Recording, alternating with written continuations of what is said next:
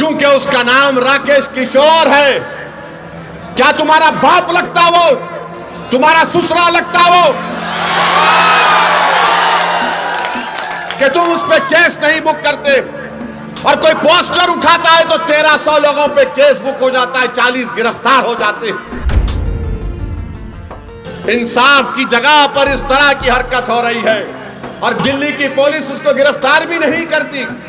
मुबारक हो तुम्हारी बहादुरी पर, मुबारक हो कि तुम खामोश बैठे हो।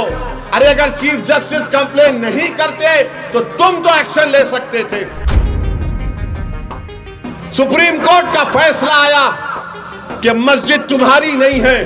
सुप्रीम कोर्ट का फैसला ट्रिपल तलाक के बारे में आया। सुप्रीम कोर्ट का फैसला कई चीजों पर आया, मगर जो संविधान को मानते हैं, जो संविधान को मानते, उन्होंने कहा कि हम कोर्ट के फैसले से खुश नहीं है, यह फैसला गलत है। क्या हमने धर्म का नाम लेकर किसी पर जूता उठाया?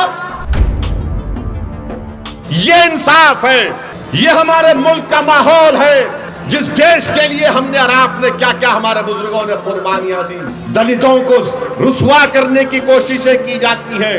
हम दलित भाइयों से कह रहे हैं कि पहचानो इन लोगों को।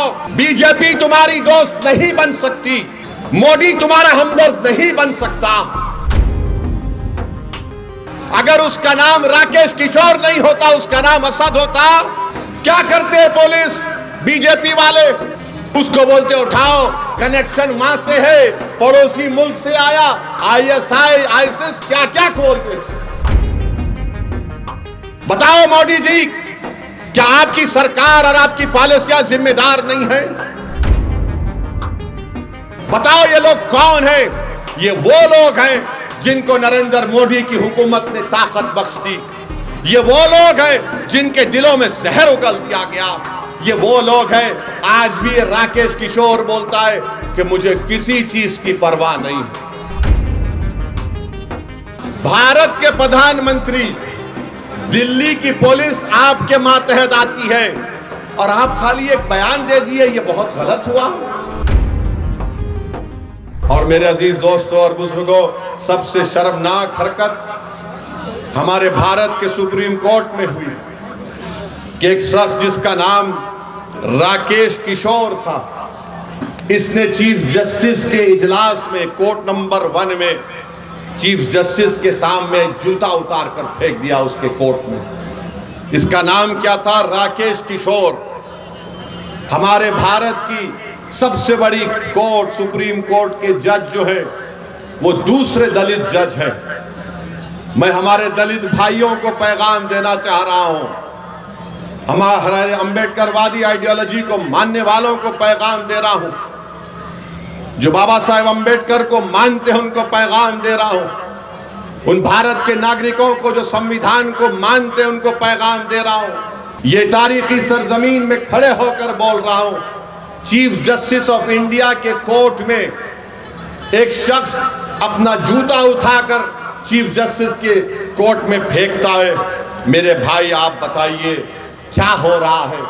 और जब उस शख्स ने नारा क्या लगाया, सुप्रीम कोर्ट के चीफ जस्टिस के इजलास में नारा क्या लगाया कि सनातन धर्म का अपमान नहीं सहेगा हिंदुस्तान। उसने नारा लगाया और अपनी जेब से उसके कागज भी निकला, उसमें लिखा था कि सनातन धर्म का अपमान नहीं सहेगा हिंदुस्तान।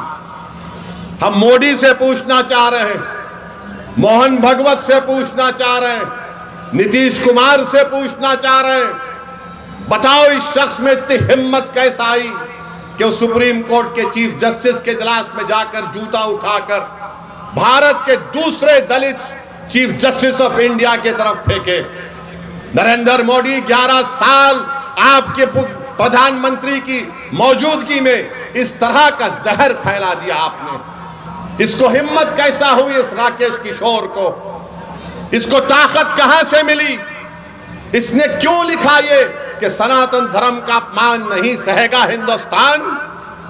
बताओ मोदी जी, क्या आपकी सरकार और आपकी पॉलिसियां जिम्मेदार नहीं है? जबकि सुप्रीम कोर्ट के चीफ जस्टिस ने कोई फैसला नहीं दिया, कुछ बात नहीं कि एक ओरल ऑब्जर्वेशन था उनका, मगर इसको तकलीफ हुई इस राकेश किशोर को, इसने चीफ जस्टिस ऑफ इंडिया के इजलास में आकर जूता उठाकर फेंक दिया। उसको अब तक गिरफ्तार नहीं करी पुलिस। अगर उसका नाम असद होता तो अब तक मुझे गिरफ्तार कर लिया जाता। नाम क्या था? राकेश किशोर। ऊपर वाले हैं, बड़े लोग हैं, हम कमतर हैं। सुनो मेरे दलित भाइयों, चीफ जस्टिस ने कहा कि मैं कंप्लेन नहीं करूंगा, ठीक है, मगर मैं बड़ी इज्जत के साथ चीफ जस्टिस के इस फैसले को नहीं मानता, क्योंकि सवाल आप पर जूता फेंकने का नहीं है। क्योंकि आए दिन हम देखते हैं कि दलितों को पीटा जाता है, मारा जाता है, मूंछ अगर रखते हैं या अगर घोड़े पर बैठकर अपनी बारात निकालता है तो नहीं निकालने दिया जाता। चीफ जस्टिस ने कंप्लेंट नहीं की, हम मानते हो सही नहीं था, मगर दिल्ली पुलिस को क्या हुआ?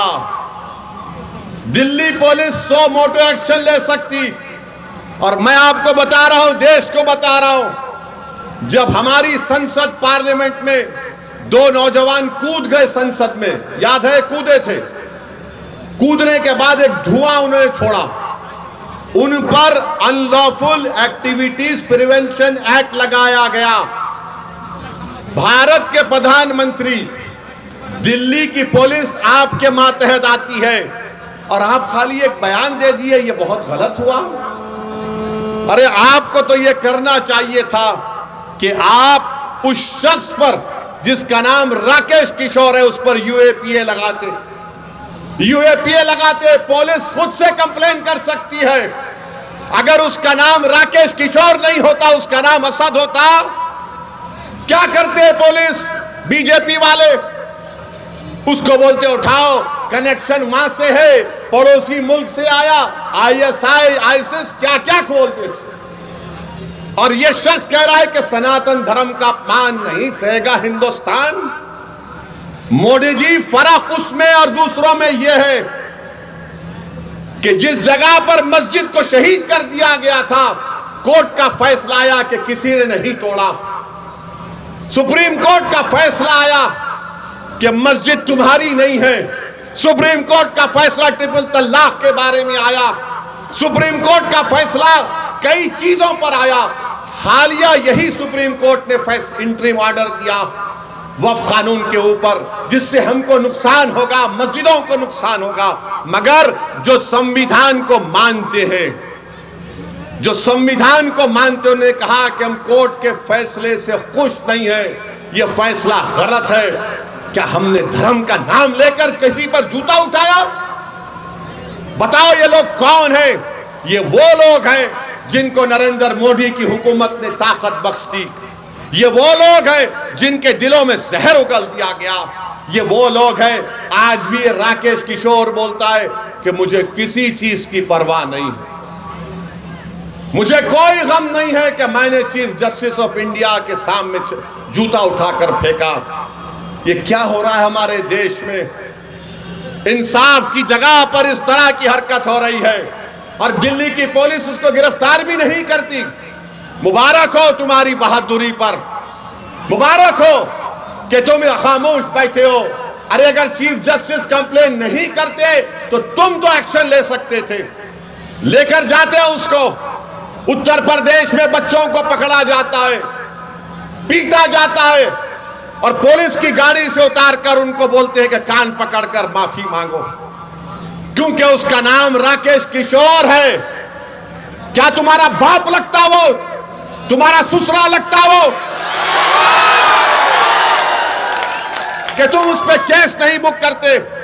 और कोई पोस्टर उठाता है तो 1300 लोगों पे केस बुक हो जाता है, 40 गिरफ्तार हो जाते।